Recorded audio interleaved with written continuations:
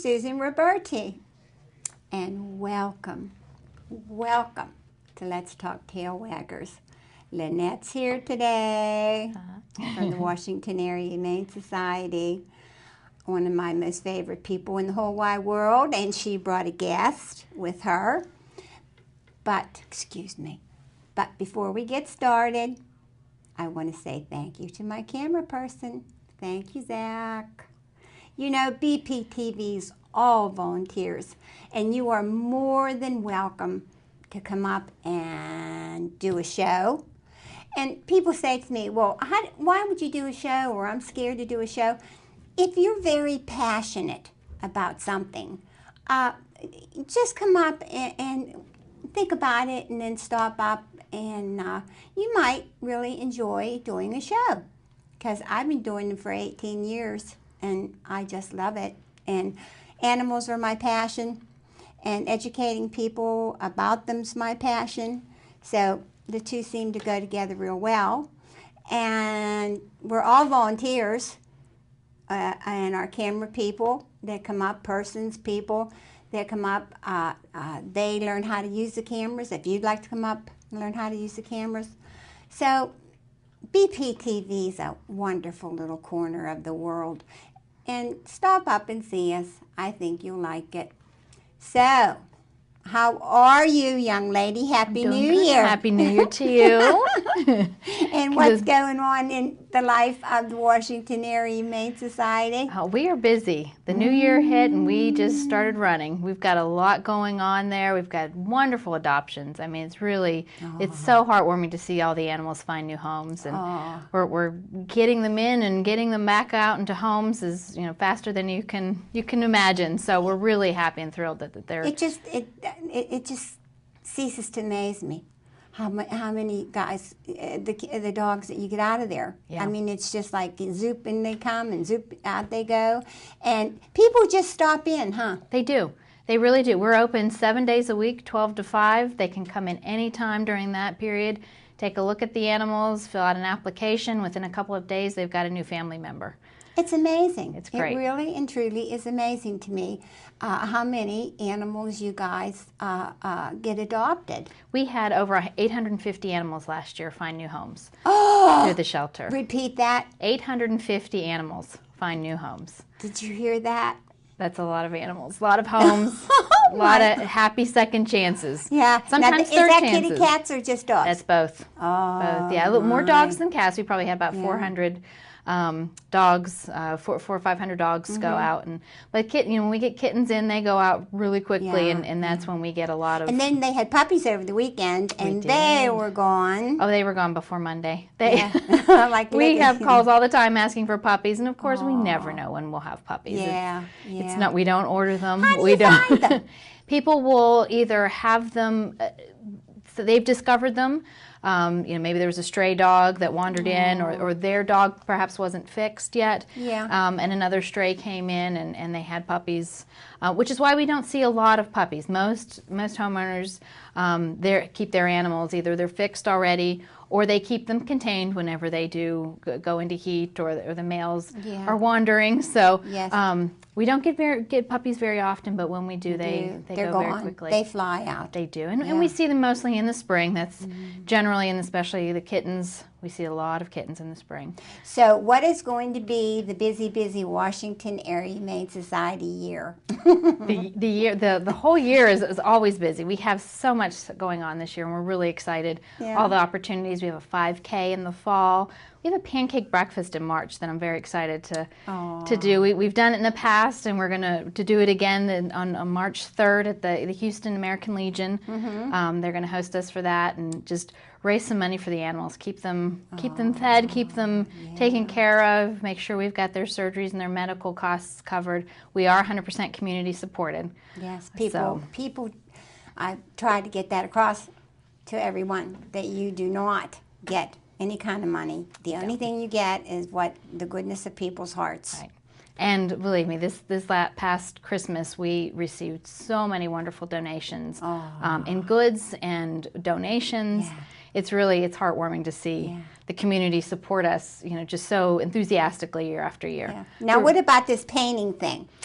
The painting thing, yes, that's our Paws and Picasso. That's going to be June 6th, and it's Lone Pine Country Golf Course Country Club, and we're going to have the shelter animals actually create the artwork.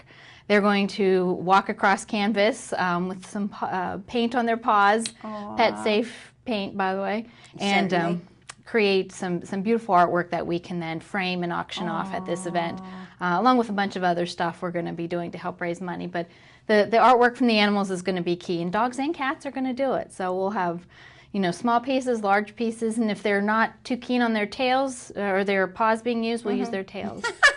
Yeah, you could, because you can put it on the wall. They beautiful brush marks. Did it one time with a Saint Bernard. His tail was just made a beautiful, beautiful piece of artwork, and it's over someone's mantle right now, and it helped the shelter animals at the same time. So that's going to happen in June.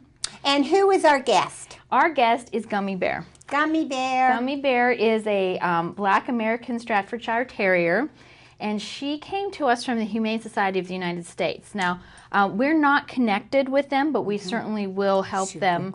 And she is a very sweet girl. She came from our fighting ring. They rescued a whole bunch of animals. They actually have a couple more for us when we have the space. And a fighting ring doesn't mean that she was fighting. No. It means that she was a bait dog to get the fighting dogs ready. Yes. Because of her size and stature, she definitely was not one of the ones abused. Fighting. She was abused, and you can see she just wants love. She does.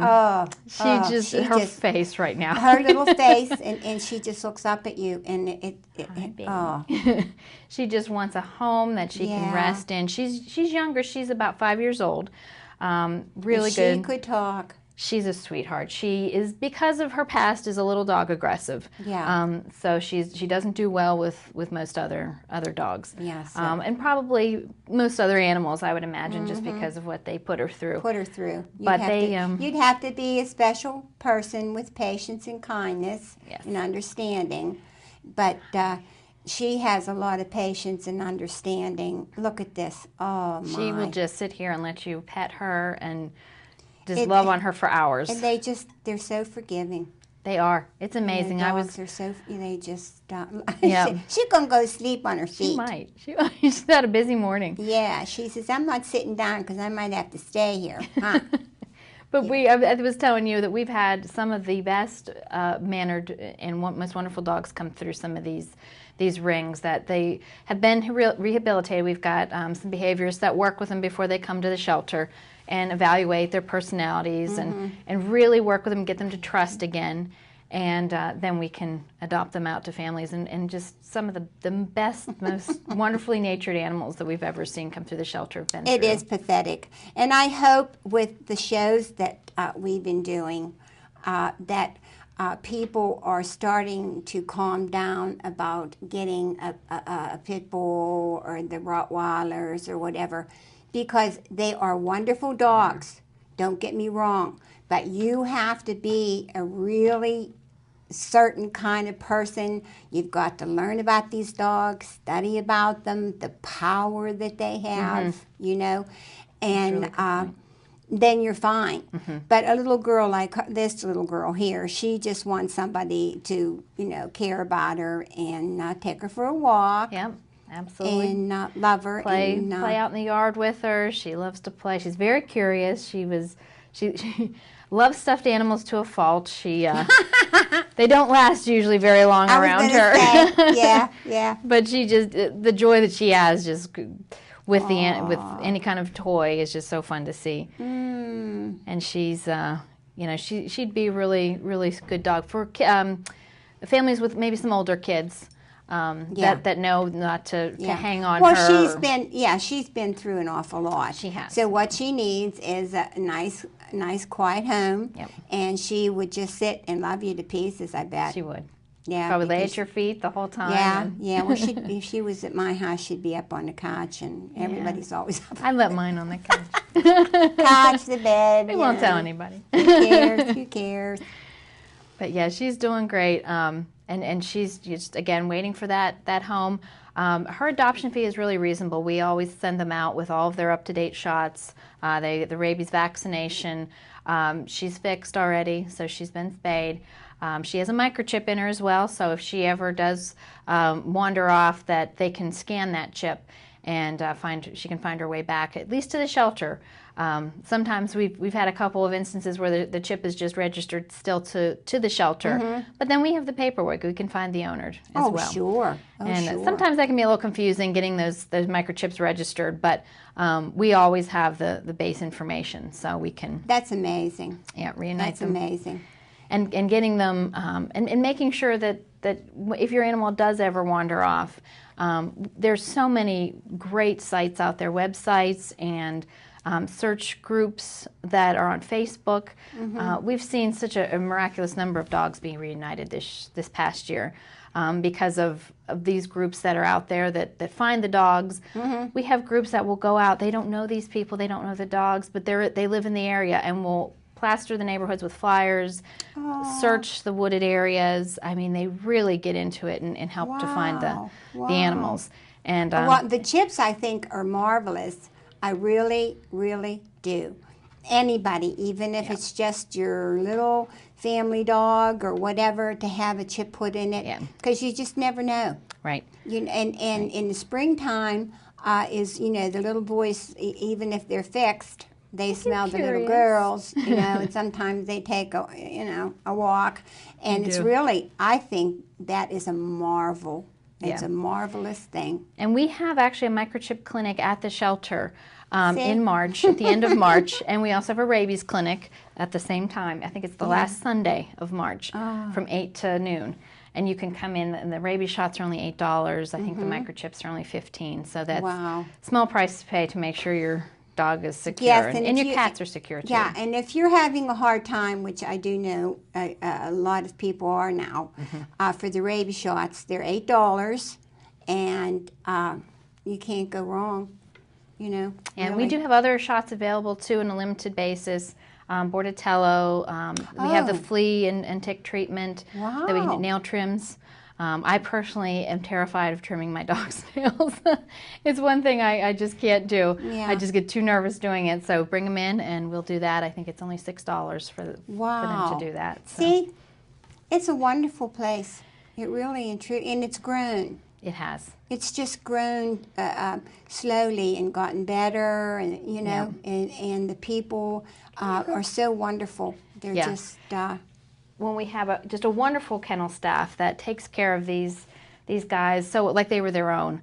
I always tell people, we hear all the time, I could never work there. I can't even go in there. I'd be so sad.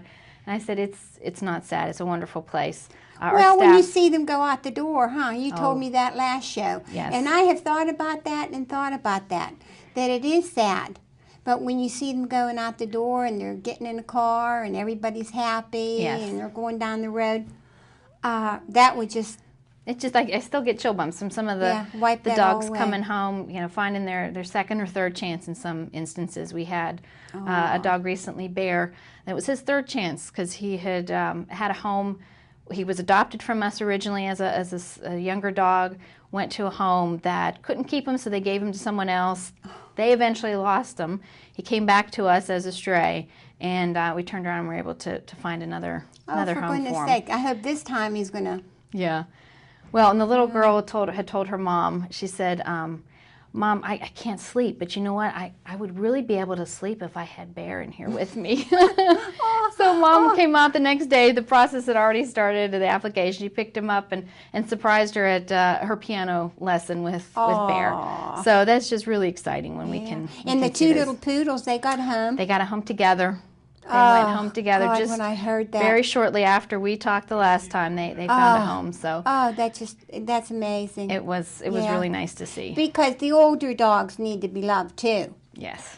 They need a home too. Yeah. And those two little ones were together. That was a mama and a daughter. Yes. And not to separate them. That was just like, wow. We were really excited they could both go. That was a terrific story. It really was. And they were older. They were 9 and 11, which is it's up there for dogs. Yeah, that's definitely in the senior category. So well, whoever took them home doesn't have to worry because they'll probably just sit Right. I think they probably just sit on the couch all day. Yeah, well, they were here, and all she did was sit the mama. She just stayed on my lap. She says, I'm not going anywhere, No, Susie. I'm staying right here. She was very content just to hang out. Wonderful, yeah. And so what other good news do you have? Well, I have to tell you that we had almost 50 animals go out through the Pets for Vets last year. I know that's one of your projects that you helped fund and made possible, you and Susie Smith. And we're so excited that 50 animals were able to find a home with veterans and their families last year. A broken heart for a broken heart makes a whole heart. It's just... It was great. And we even had a family that qualified for it, but decided instead that they were going to pay the adoption fee and passed it forward. They wanted the next dog that came through to have that free adoption on them. So it's just wonderful, and people are really receptive to it. And they're surprised when we ask them. Well, we have an application form, and we ask on the form, are you a veteran, and or have you served or are serving? And they check it, and they might ask, well, why? I said, well, because you qualify for this program. And that's not why they came in. They didn't come in to think that they were going to get, a free dog or cat. And so being able to do that is really, really something that's heartwarming. Susie Smith is high on my list of the most wonderful people. She's great. She really, she started that, and she worked so very, very hard. You know, she really did gathering things and making baskets and having these dog parties, she called them. And she worked so very hard. And it's paying off every year. It just, it's so nice to see that. And I told you we already have almost half a dozen this year. And it's really early in the year. And of dogs that have qualified and cats that have gone home. Wow. Bear was one of them, actually, the one I just mentioned. Yeah. He went home to a family, a military family. See? So. Yeah, she's a wonderful, wonderful, super duper lady. Yes, you are. She is. She always says, stop it. But, there are so many wonderful people like yourself, that truly give of yourself. It's, when you work at a Humane Society, it's not a 9-to-5 job. It's giving of yourself. Well, and I feel honored to be able to do it, because to be a voice for the animals is just, it's really special. They can't speak for themselves. They can't advocate. They can't raise money for their food and their bedding and their medicine. So being able to do that and being able to be in a situation and an environment where there are all the people helping is it really nice. And look at her ears. Oh my! Did you get a picture with her ears? Oh, she's posing over there. She's posing. My goodness gracious, she sees herself. She does see herself. And who is that? Her ears are so dear. Oh my Lord! So what else do we have that we want to talk about? Well, we were talking about the Pets for Vets, and I wanted to mention we just highlighted one of our dogs in our newsletter, Celia. Some of your viewers and some of our longtime volunteers might remember her. She was at the shelter for almost a year. She was there 8 months. Yes. And sat there. She was a sweetheart. She was a bulldog mix, had a white face. It was she looked a little special, but she was the nicest dog with the best personality. She was older too. She was up there, and a family came in and they said, we want to see some of the dogs that have been here for a while. We want to look and give a chance to some of these animals that keep getting overlooked. And they saw her, and that was it. They didn't need any more convincing. No ifs, ands, or buts. Nope, and he was a former Marine. So that day we usually don't do it the same day, but there was something special about the bond between this family and Celia. And she went home with them, and it was so nice to see, and they're doing wonderful. Yeah, they really are. Yeah. It's just one of those that there's a home for every animal there at the shelter, and we are convinced of that. And well, you do a good job. You really do. And in the springtime, I don't even want to think about March and April and May, because that's when you really get blasted. We do get, and that's especially, again, with the kittens and the cats. The kittens. And now we do have a colony cat program, and colony cats are sometimes referred to as feral cats. They will actually go out. We have a volunteer that's working with us, and we have a grant that we work through Animal Friends, and their mobile unit comes down and will actually trap, spay, neuter, and release the animals, the cats, back into the environment. Because a lot of times these colony cats aren't going to be really good household pets. Nope. They've been out in the wild. Most of them been born out in the wild. Born out in the wild. They have different personality. They have actually become what they were.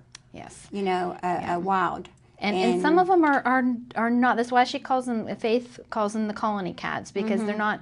Feral means they really can't be handled. They can't be touched. They don't come to people. But there's that middle ground of cats that still socialize with humans and get along. They're never going to be a cuddly cat. They're never going to want to sit on your lap. Well, that can happen when you go when you get any cat. It could be. There's some that are pretty sassy out there. Yes, they are the king and the queen. They are. You are their slave.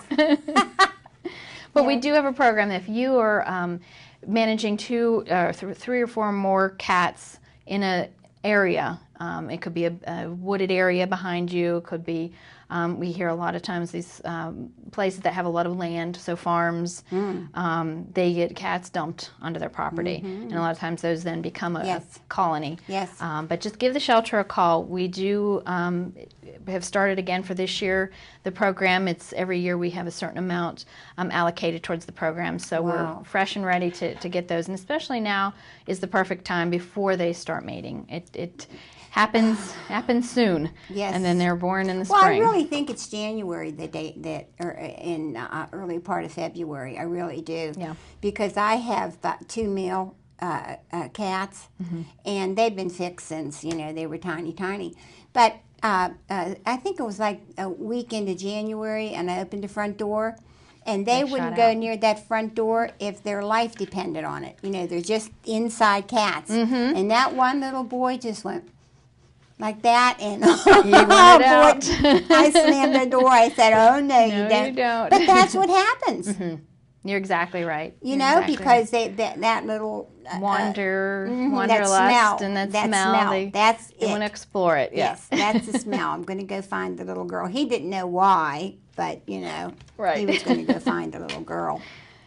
Well, and of course, with all these events that we have coming up, and just in general our day-to-day needs, we so appreciate our volunteers that come in. We had volunteers this morning. It's one of the fewer, warmer mornings we've had recently, and they come out and they walk the dogs. Oh, It's a great thing. Even if you don't have a lot of time, that is the greatest. Walking the dogs. We do. We have one volunteer. He'll come in for maybe an hour, but that's all it takes, and he can get out a couple of dogs and walk them and just spend time with them. Yeah. Same thing with the cats. We have a cat cuddler program. They come in and they just sit with the cats. And we had a volunteer yesterday afternoon that just had a big white fluffy cat in her lap and just was. Oh, you should have seen the look on this cat's face. He was so content. He would have sat there all day with her, just petting him and grooming him, taking the brush to him. But that's that they also need that. They need that social interaction, and that helps them. That is, I think, really, if you don't have a lot of time, you can always just get in there and give a half an hour and take one of them out and give them some fresh air, and it's really a blessing for them. It is. And I took an animal just the other day. I took one of our labs, a black lab, named Greta. She's older. She went to a Girl Scout presentation with me, and what a gem. She just sat there with those girls, let them pet her. As soon as they saw her, they all squealed. So she kind of looked back at me like, what did we get into here? But was so patient with them. So we love the opportunity to be able to take some of the dogs when their temperament is suited for it out and do presentations and let the kids see them. Get to talk about the shelter. Some of them have never heard of what a shelter means, what it actually does, and educate them on that. And so we enjoy being able to do that. Idea. Yes. Yeah. If we can get them when they're little to know, that it's a very serious thing when you go and get a puppy or a kitten. It's a very, very serious thing. Yeah. And you just don't bring them home, and then when they get too big or whatever, and throw them down the cellar and, go do your thing and come back. They're a commitment.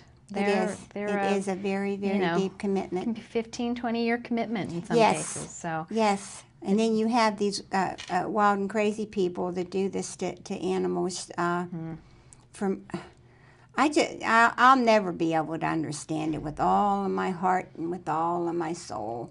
To hear, why would you want to hear dogs scream in agony? What, for some pieces of paper with your money, to hear an animal, Well, and we see the results when they come into the shelter, and there's some that are just scared. They don't want to get off the bed. They don't want to greet people. They're really still very scared. Yeah. Does it take a long time to get them to come to you, or is it like some will trusting quicker than others? It really depends on their personality. Yeah, right. She's fantastic. She fit right in. Yeah. There's actually this wonderful picture that the Humane Society sent us of her in a tutu. She's got this beautiful smile on her face, because dogs do smile. I'm telling you, they do. But she just had that really forgiving, loving personality when she came in. And they do, and they forgive us, and it's really, really amazing. What other kind of things are you going to be doing down there? Well, we right now are working with H&R Block. They want us to come out to their store there on Chestnut Street in Washington and help support the animals. They want us to come out and bring adoptable animals. We can collect donations all through tax season. So as soon as they find out they have that refund, maybe they can help the shelter out a little bit. And they're also, for every referral they get that you mentioned, the Humane Society, they're donating $20 to the shelter. So it's these little programs. It's wonderful. It's they contacted us again this year. They did it last year for us and brought in about $2,000 for the shelter. So Lori down there at H&R Block is a huge supporter, and her staff just love us coming out. What a wonderful idea. Yeah. So every Saturday for a few hours at a time, we'll bring some animals, get them highlighted, cats and dogs, and get a chance to get them out of the shelter environment. And get your taxes done. And get your taxes done at the same time. I've never heard of that. Is it time to go? It's time to go already. That went quickly, Susan. I know it does. I want to thank you for coming. Well, I appreciate it. Thank you. I love you with all my heart. I do. Thank you. Well, it's time to say goodbye. I hope you learned a little bit today and learned a lot and know about the Washington Area Humane Society, and they are a very important place in our society. They really are. If you have any towels, if you have any bedspreads, sheets, anything that you wouldn't give for the homeless, and it's kind of too nice to throw away, send it to the Washington Area Humane Society, please. And if you have some money, that's good. Food, I kind of guess you guys would like to get your own, to buy your own kind of food, because they try to keep the dogs. It's consistent, but it's on our wish list is on our website. Okay, it's on, all righty. It's on the website. I'm old and I forget about the website. I want to say I love you. Thank you for everything and the very nice things that you say to me when I see you out in the community. And most of all, thanks from all the tail waggers.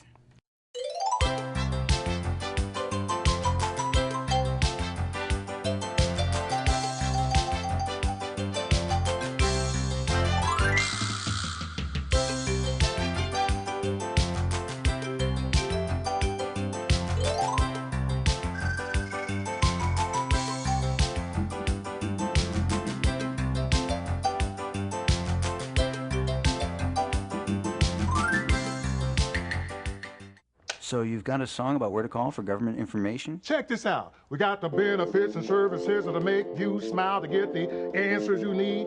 Put us on speed dial.